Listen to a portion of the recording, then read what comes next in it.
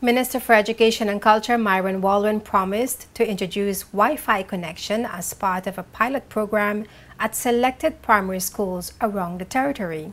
On January 14, the Minister of Education and Culture made good on that promise with the signing of a Memorandum of Understanding, or MOU, with Digicel and Lime to provide direct internet access to assist with the introduction of a pilot information and communication technology program in 8 primary schools. With previously unimaginable speed, we are now connected to a world and a wealth of information. The challenge any education system faces in the 21st century is learning ways to use this technology to effectively serve the educational needs of our students. For many, the internet means exploring Facebook, YouTube, and Snapchat. That's what they use these days. But as education professionals, how do we turn that inquisitiveness into learning new things and connecting with people to make learning fun and exciting? As we continue to seek to make education more relevant to the everyday life of our students, what better way to do this than to ensure that we have unfettered access to the internet in our schools? Can you imagine the chances of success of any young person today that cannot use a computer, that cannot use Microsoft Word or Excel, or cannot effectively research without the help of Google or even YouTube in the 21st century?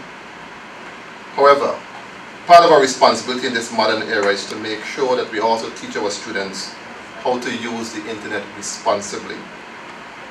We have to help our young people understand that their digital footprint will follow them throughout their lives, that sending photos and even videos might be in a private moment, but can be easily be made public in an instant. Status updates should not display aggression towards peers, but questions about homework and updating their community about their success at school.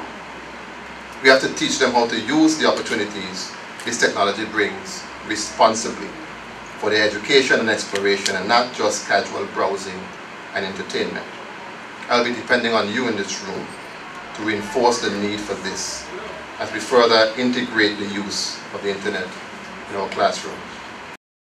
The Education Minister, in his remarks on January 11th to senior managers from the various departments in his ministry, said some of the key steps being taken from kindergarten to tertiary level institutions in BVI will help develop an effective and globally competitive education system. We intend to continue our work in the ministry in 2016. We intend to continue our work on early childhood education and establish a policy and strategic plan, as we believe that we must invest more in the foundation years in order to ensure that our students are on the right path.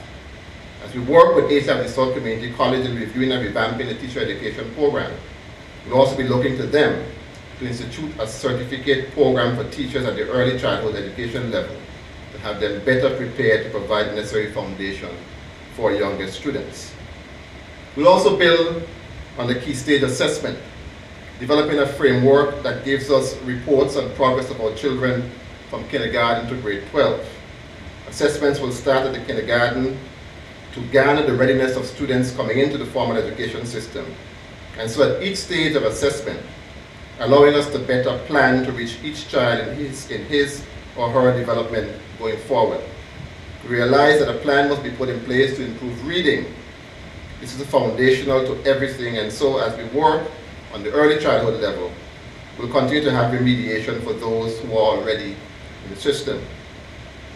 As part of this assessment, we intend to introduce CXC, Caribbean Private Primary Exit Assessment, and the Caribbean Certificate of Secondary Level Competence Assessment as key stage assessments for grade 6 and grade 9 respectively.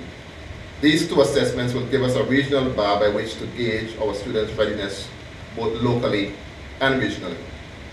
We are also diligently working on the credit system to be applied at the secondary level as we move the school leaving examination and develop full requirements for graduation, which will include the National Citizen Program, proficiency testing in mathematics and English language, and the completion of required credits in subjects completed at the secondary level.